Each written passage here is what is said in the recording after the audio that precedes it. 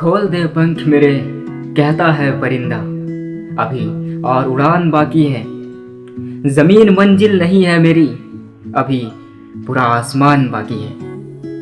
Hello दोस्तों, मैं हूं फरहान नवाजिस। स्वागत है आपका हमारे यूट्यूब चैनल लिसन एवरीडे पर। जिंदगी में हर कोई चाहता है सफल होना, लेकिन शुरुआत कहां से करें बहुत लोगों को नहीं पता है। और उन्हें इसलिए नहीं पता है क्योंकि उन्हें इस बात का ज्ञान नहीं है कि सफलता कैसे मिलती है।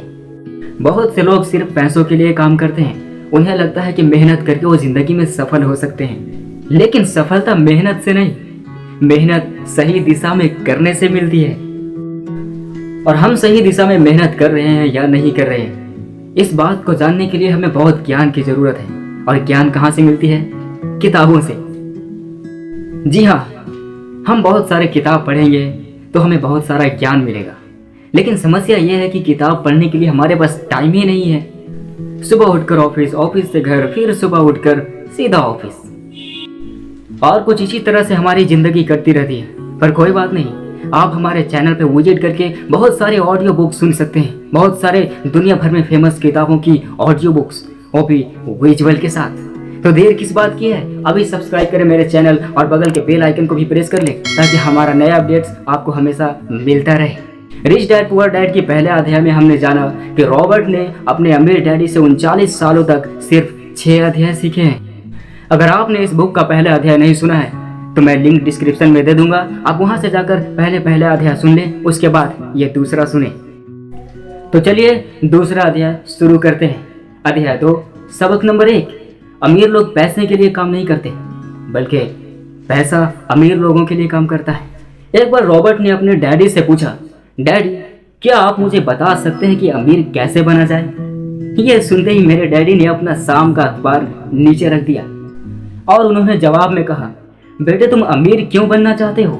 मैंने कहा, क्योंकि आज जिमी की मम्मी नई कैडिल कार में आई और वे लोग पिकनिक पर अपने समुद्र तट वाले घर पर जा रहे थे। जिमी अपने साथ अपने 3 दोस्तों को ले गए, परंतु माइक और मुझे नहीं ले गया। उसने हमसे यह कहा कि हमें वो इसलिए नहीं ले जाएगा क्योंकि हम गरीब बच्चे थे। डैडी ने अविश्वास से पूछा, उसने ऐसा कहा? मैंने दर्द भरी आवाज में कहा, हाँ बिल्कुल ऐसा ही कहा। डैडी ने अपना सिर हिलाया, नाक तक चश्मे को चढ़ाया और फिर अखबार पढ़ने लगे। मैं उनके जवाब का इंतजार करता रहा। यह 1956 की बात है, तब मैं 9 साल का था। किस्मत की बात थी कि मैं उसी पब्लिक स्कूल में जाता था जिसमें अमीर लोगों के बच्चे पढ़ते थे। हम शुगर प्लांटेशन के कस्बे में रहते थे। प्लांटेशन के मैनेजर और कस्बे के बाकी अमीर लोग जैसे डॉक्टर, बिजनेसमैन और बैंकर अपने बच्चों को पहली क्लास से 6ठी क्लास तक इसी स्कूल में भेजते थे। 6ठी क्लास के बाद बच्चों को प्राइवेट स्कूल में भेज दिया जाता था। अगर मेरा परिवार सड़क के दूसरे छोर पर रह रहा होता तो मुझे अलग तरह के स्कूल में भेजा जाता जहां मेरे जैसे परिवारों के बच्चे पढ़ते थे। 6ठी क्लास के बाद इन बच्चों की तरह मैंने भी पब्लिक इंटरमीडिएट और हाई स्कूल किया होता, क्योंकि उन्हीं की तरह मेरे लिए भी प्राइवेट स्कूल में जाना संभव नहीं था।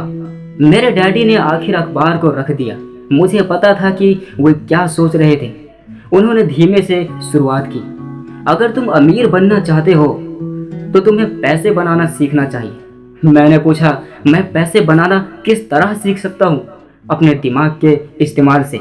उन्होंने मुस्कुराते हुए कहा, जिसका असली मतलब यह था, बस मैं तुम्हें इतना ही बता सकता हूँ, या मैं इसका जवाब नहीं जानता, इसलिए मुझे तंग मत करो।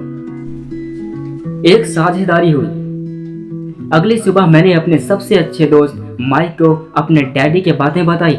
जहां तक मुझे याद है उस स्कूल में मैं और माइक ही 2 गरीब बच्चे थे। माइक भी मेरी ही तरह था, क्योंकि वह भी किस्मत की वजह से उसी स्कूल में था। ऐसा लगता था जैसे किसी ने कस्बे में स्कूलों की सरहदें तय कर दी थी, और इसी कारण हम लोग अमीर बच्चों के स्कूल में पढ़ रहे थे। सच कहा जाए तो हम लोग गरीब नहीं थे, परंतु हमें ऐसा लगता था क्योंकि बाकी सभी बच्चों के पास नए बेसबॉल ग्लव्स, नई साइकिलें और हर चीज नई होती थी। मम्मी और डैडी ने हमें जरूरत की सभी चीजें दी, जैसे खाना, घर, कपड़े, लेकिन इससे ज्यादा कुछ नहीं। मेरे डैडी कहा करते थे, अगर तुम्हें कोई चीज चाहिए तो उसके लिए काम करो। हमें बहुत सी चीजें चाहिए थी, लेकिन 9 साल के बच्चों के करने के लिए ज्यादा काम मौजूद नहीं थे। माइक ने पूछा, तो पैसा कमाने के लिए हमें क्या करना चाहिए?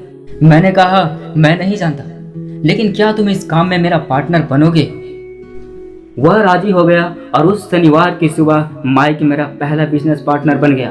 हम दोनों पूरी सुबह यही सोचते रहे कि पैसा किस तरह कमाया जाए।